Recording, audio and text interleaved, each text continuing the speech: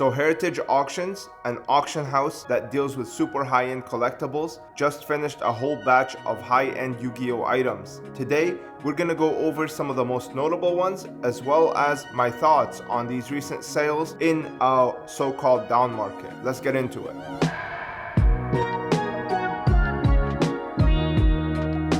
Alright, so the first item that we're going to talk about is PSA 10 First Edition MRD Kuriboh. Now this one finished at $450. This card I think peaked at around $800 to $1,000 in 2020. I think that this is a fair price, but I definitely can see Kuriboh going down lower because MRD is just so easy to grade. So I can see a $300 price tag for Kuriboh when the dust is settled. Next up is Red Eye's Black Metal Dragon from Forbidden Memories. This is a prismatic rare card, and this card is one of the best looking cards in the whole game. Honestly, if you ever get the pleasure of seeing this card in person, you'll know what I'm talking about. Now the PSA 10 of this just sold for $1,100 on Heritage Auctions, and in my opinion, I think that this actually has room to fall some more. A near mint copy of this card is around $250 to $300, a really near mint copy, not TCG Player near mint. So because of this, I would say that PSA 10s should level off at around the $600 to $800. It has that OCG card stock, really beautiful cards, but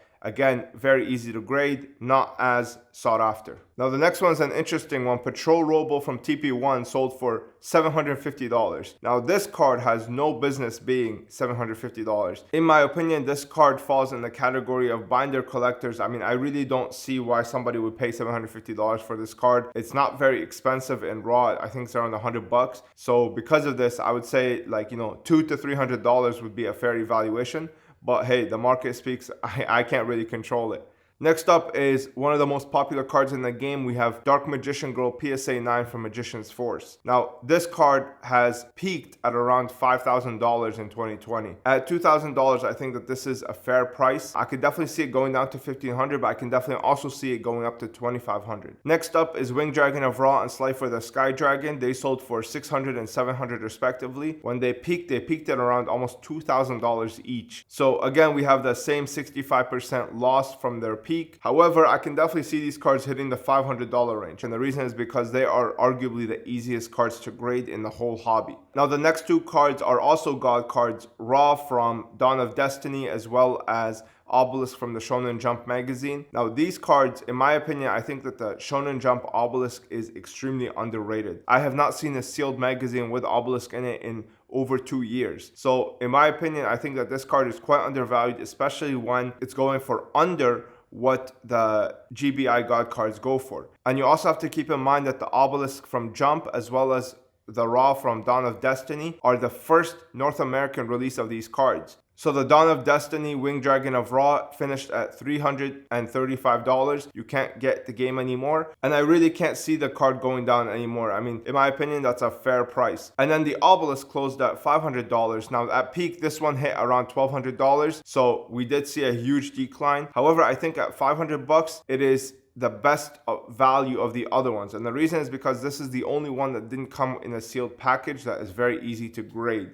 The next card that I want to discuss is Necroface PSA 8. Now this card is extremely rare. In near mint, it can fetch all the way up to $800. You might be asking yourself, how come a PSA 8 of Necroface is going only for $500 then? Well, the reason is because now that the market is going back to normal, no longer will you be able to get premiums for PSA 8s. What you're going to see is PSA 9s will go for equal amounts to near mint. The person will be more incentivized to sell it raw now instead of just sending money to PSA and getting the card graded, only to get no value in return. The only cards that will be submitted from now on will be ones that will get PSA 10s. And then if you get a PSA 9, you'll probably break even. So this is kind of a word of warning to people who think they can make money off the hobby by subbing in substandard cards. The money stimulus is no longer here, and now the market is rejecting any PSA 8s or lower. Next up is Quagar Hercules at PSA 10. Hercules finished at $400. This is another TP1 Super. Now this one finished for almost half the price of Patrol Robo. So that really tells me that Patrol Robo was a collector needing it for his set, so he's willing to pay a little bit more. In my opinion, I think that that's just about fair. I value these TP1 Supers at around $300 to $400 for PSA 10s. Next up is a massive card. We have Cyberstein from SJC in PSA 10. Now this card peaked at around $30,000. I think this card is still a little bit too high. In my opinion, I think that this card is a $10,000 card in PSA 10.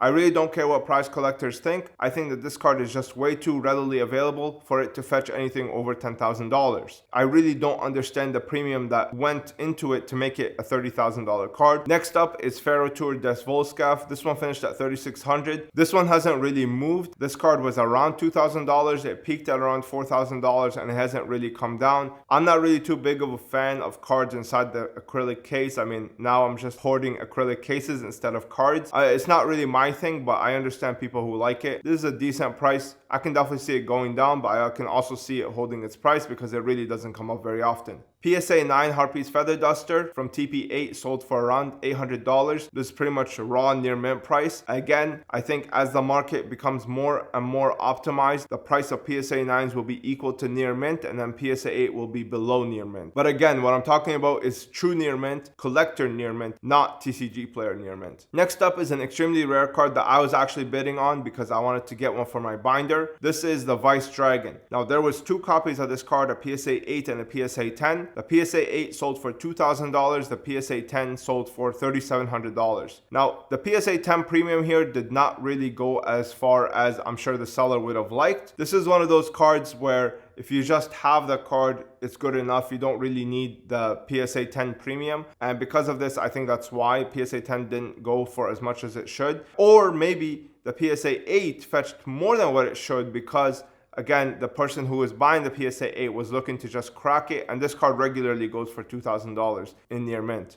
Next up is the Legendary Magician of Dark from the World Championships. This is the ultra rare variant. This was a PSA 8 copy, and this means that it was not one of the official prize cards. This is one of those cards that were leaked onto the market afterwards. It is not the official one because the official one is encased in acrylic. It did fetch $9,300, so it's still really high for PSA 8, but again, this is one of those cards that is more sought after because of its rarity and less about the grade. The people who want this card don't really care what the PSA slap says, and I agree with them for the most part.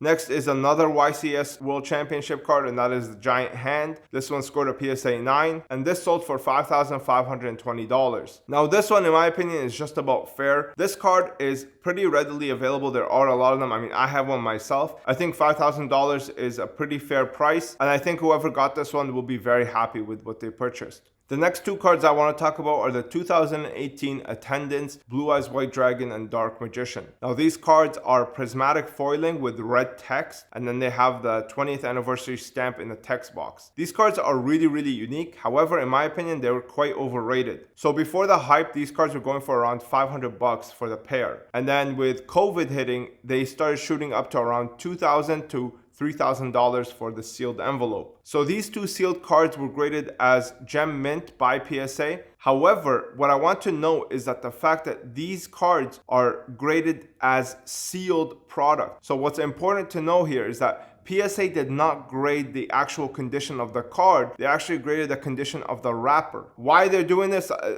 don't ask me, okay? But I just wanted to make that clear so that people are not misunderstanding what the gem mint is actually talking about. It is not talking about the individual card. I think they grade how much rips or bends or whatever are on the wrapper itself. So both of the cards sold for around $1,500 each. And in my opinion, I think that's really high, man. Honestly, that's incredibly high.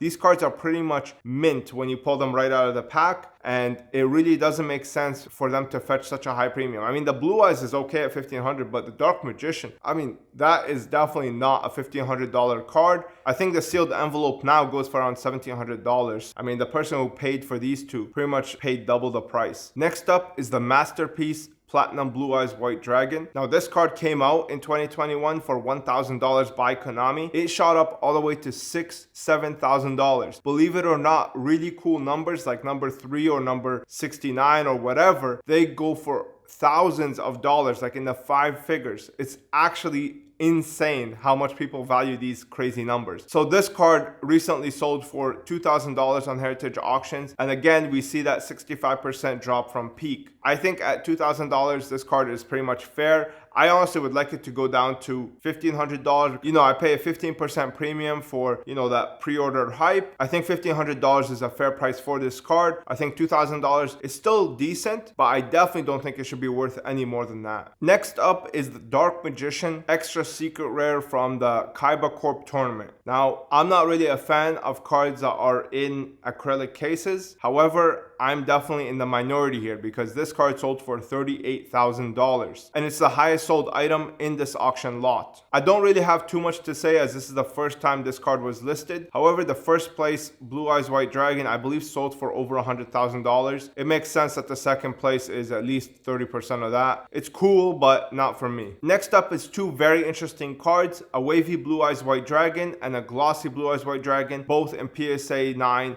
from LOB first edition. What's interesting about these is that the wavy sold for $5,200 while the glossy sold for $5,100. This is telling me that the premium on wavy cards is slowly shrinking. I mean, $100 difference is pretty much non-existent when it comes to a $5,000 purchase. Another thing about this is that this is one of those cards that appears readily in both wavy and glossy. It's not like, for example, like Guy the Fierce Knight or Monster Reborn that are quite rare to find in wavy form. Now this card peaked at around $20,000 for PSA 9. So $5,000 is pretty much like a 75% hit. So at $5,000 I think it's fair. If it goes down lower, I'll be very surprised. I mean, if it starts hitting like $3,000, $2,000, I'm definitely going to be in the market to pick some up. But I can definitely see it holding at $5,000 and then have it grow in the next few years. Next up is another card that took a massive hit is Red Eyes Black Dragon PSA 10 from LOB first edition. Now this is a glossy variant. It sold for $5,700. That is a huge fall from grace. This card peaked at around $20,000. So again, we have a 75% hit. I think at $5,000 it's pretty fair. It's literally the third most iconic card in the game. $5,000 for a PSA 10 is quite decent. The problem with the Red Eyes though is that the wavy variant looks so much better on this card, and I think that's why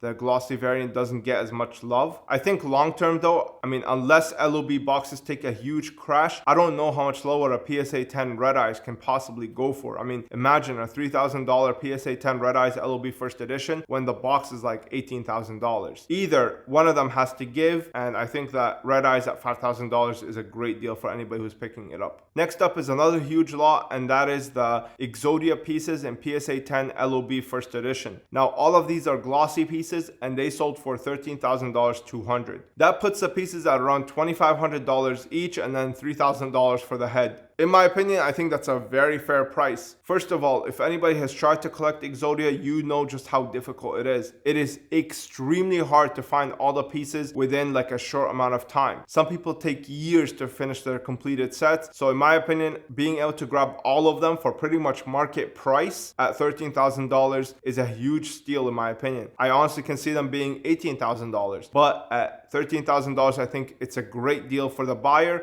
and I think the seller made out pretty good as well. Next up, we have PSA 10 Blue Eyes White Dragon from BPT003. Now, this card is automatically placed inside of every 2002 tin. For a card like this to hit $1,600, $1,700 as it did on Heritage Auctions is kind of mind-boggling, especially when you look comparatively to something like the Red Eyes selling for only $5,000. The BPT tins are readily available for $600 to $700. In what world is it justifiable to pay $1,700 for a BPT promo in PSA 10 and a Red Eyes Black Dragon, which the raw card is $1,000 and the BPT raw card is around $100? I mean, it's kind of insane just how cheap the Red Eyes is, or it's kind of insane how expensive this card is. Next up is something that I was trying to bid on, but I ended up losing. That is the UBP1 Exodia set in PSA 10. I was trying really hard, but honestly, I forgot about the auction and I ended up losing. I would have definitely paid a little bit more than this, but this 5-card set sold for $5,640. That puts each card around $1,100. Now that, believe it or not, is actually equal to the peak of these cards. These cards I purchased at peak for $1,100. When you have something that's actually rare, and I believe these are all under Pop 10 in PSA 10, whether demand goes down or up, I think people people will still want it because it's actually rare. And not only that, rarity also affects availability. And because these cards don't pop up very often, when they do pop up, people will still gravitate towards them.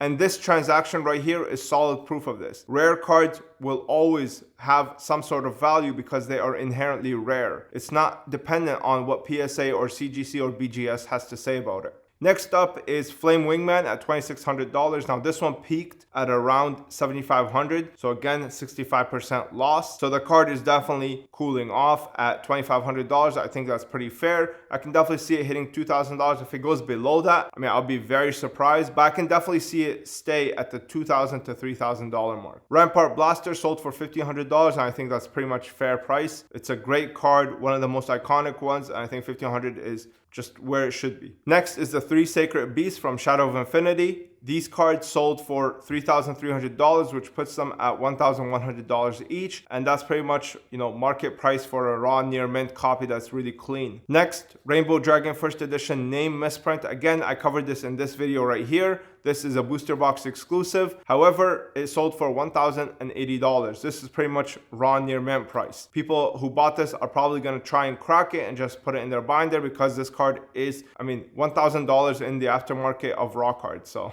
I don't think it had any premium just because it had a PSA label on it. Black Rose Dragon, PSA 9 sold for $2,100. I think that this is a fair price. This card in near mint is pretty much $1,800. So in PSA 9, it having a little bit of a premium around 10 to 15% is pretty fair because holo scratching is different for most people. Some people don't like them, some people don't mind them. So because of this, I think the PSA 9 premium is warranted here. $2,100 is pretty fair. I could definitely see it going all the way down to $1,500, but I can also see it staying at $2,000 because the raw card is pretty damn rare. Next is a card that I own. This is the Blue Eye Shining Dragon. This sold for $7,800. Now this card peaked at around $15,000, but it never really comes up for sale. People love this card, okay? Like if I can say there's 2 cards that people love more than anything that are very hard to let go of, it is Blue Eye Shining Dragon and DDS Blue Eyes. These cards are always so liquid. They are always so expensive in raw form. This card hitting damn near $8,000, which is beating out the Red Eyes from LOB First Edition, is a testament to how much people love Blue Eye Shining Dragon. Now I own one myself. I'm not really too big of a fan. I think it's a little bit overrated artwork, but some people love it. And because of this love, this card always hits crazy prices. PSA 8 sold for $1,000 and PSA 10 sold for $7,800. PSA 9s go for around the $2,000 to $2,500 mark.